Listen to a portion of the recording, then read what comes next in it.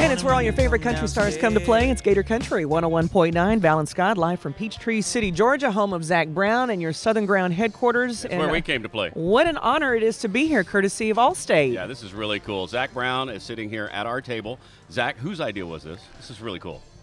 Which part? The whole thing. This whole broadcast. Well, you know, actually, between our radio team and Big Machine had an idea to help us to get people down. I feel like Scott Borchetta thought it was really important that everybody sees what we do and where we come from, and to have you guys in our backyard is pretty cool. It's almost impossible to put into words what you do here. I mean, you got this mega complex. You're into everything. Are you like a workaholic? Are you like ADHD or? I'm very ADD. I'm very ADD. You're so involved in so many different things here. Yeah, it's crazy. You got the Camp Southern Ground. We toured that yesterday. The kids' camp that's coming. When's the expected open date on that? We'll have some kids out this summer. We'll have some kids out for weekend use, and as we build the lodges and the dining hall over the next year or two, you know, then everything after that is all icing. You know, we've got another 8 or 9 buildings after that to go, but.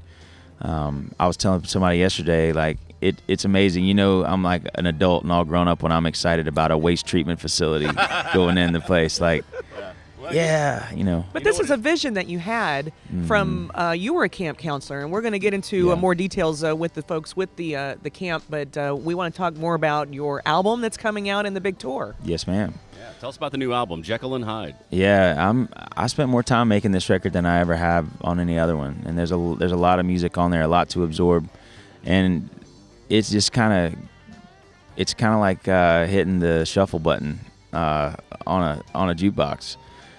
I really love all different kinds of music, and we've got a chance to create a lot of different kinds, which we do in our live show. But we've taken it a little step further with some of this stuff. So we have the stuff right down the middle that people would expect from us, and then we have some stuff that's just adventuring, just wandered full off into the woods. I'll admit, when I saw you on Saturday Night Live back in March, and you guys played the second song, of course you did Homegrown, the first one. The second one you did with the heavy head. Heavy's the head, yeah. That's it. I was like, oh my God, are they rocking? They are rocking out. Like, what is this? Southern rock, hard rock. It definitely had a rock appeal. I thought I could hear this on a rock station. We're blessed right now. We have the #1 active rock song this week with that song on the rock chart. So that's a dream of mine, was that other songs off this record would get to their genre and see if they could hold their own, and we're so blessed. What other directions are you going on the album? Mango Tree is another one that's on there. It's getting ready to have a world premiere at Seriously Sinatra on the Sirius channel. Sinatra? And really? Yeah. Standards. And then we have some, we made some electronic music alongside of what we played with the band and put some of that stuff together too. So. Wow. How did you come up with the name Jekyll and Hyde? I was playing it in my shop for a good friend of mine. His name's Donald Dunleavy. He's a guitar player, and he actually played some of the guitar on Heavy's the Head. And I was playing it for him, and he was like, man, some of this stuff is really, this is like Jekyll and Hyde. And I was like, that might be the perfect title because it covers the breadth of the record. Right. How big of a knife collection do you own? Like, are you really into knives? I'm really into knives. Well, Val and I didn't know this about you. You have Southern Grind, which is your own knife shop right here in the building. Yeah. You guys create and sell your own knives. We do.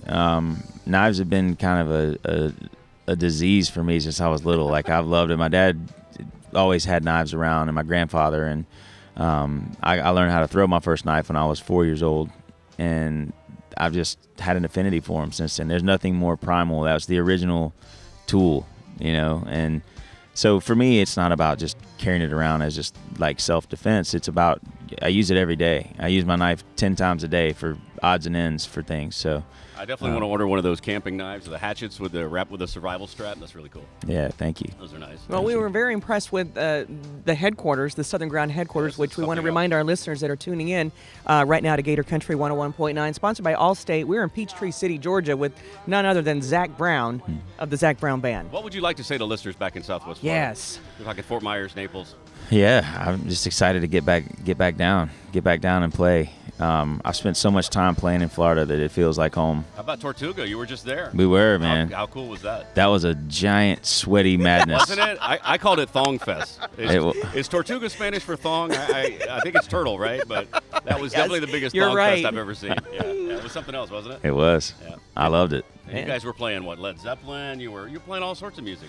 Yeah, man, we love it. Our shows are really diverse, and this album really, we've gotten to be as diverse on this album as our shows are, and so it's not a curveball for our core fans, but I think some people, you just really there's a lot to digest, man. We put so much work into every one of these songs on here, and there's 16 of them, so you got to give it a little bit of time. I don't know if you know this or not, but the Tortuga Music Festival, they doubled the crowd from last year because of your appearance on the bill. That's amazing. They're going to have to put a little more infrastructure into. I think they got overrun a little bit at the end.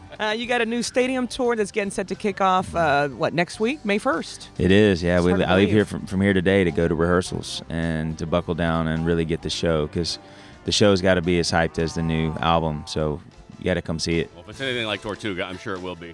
Was this entire idea, was this all your idea? Did you have this from, this megaplex you got going on here with the merchandise and the T-shirt printing and the knife shop and the wood shop and the... Was this a vision? Yeah, did you see this all coming together one day, or did this just kind of come together on its own?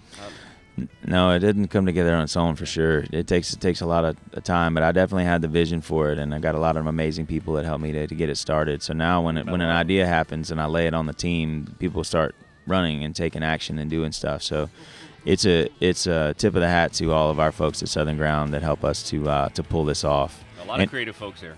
Yeah, that's the thing. I mean, I'm going to be playing music till I die, so I might as well be able to make stuff and know, there's accountability and there's quality. I know the quality of what's coming out of here, and there's an accountability if something's wrong. I know I can walk in any of these rooms and yell at whoever I need to yell at to get it fixed.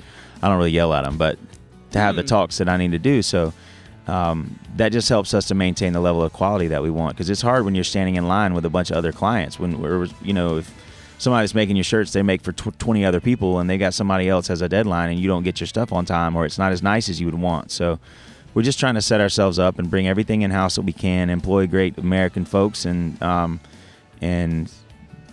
work hard. We can definitely tell the quality of everything that happens in this building. And your hand is on the pulse of everything that goes on here, and it certainly shows. We all represent each other. It's not just about me. I'm by myself pretty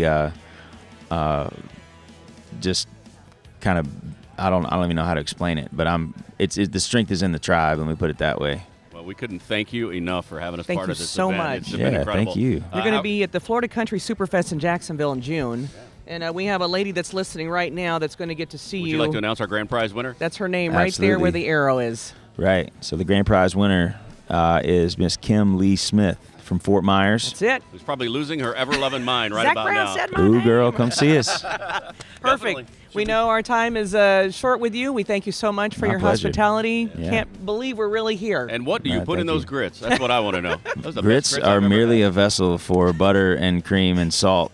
We heard that last night. And chicken stock. You got to remember that. Food Cook was them in chicken amazing. stock instead We're of going water. back for another helping. All right. That's Zac Brown, everybody. That's perfect. Thank you so much.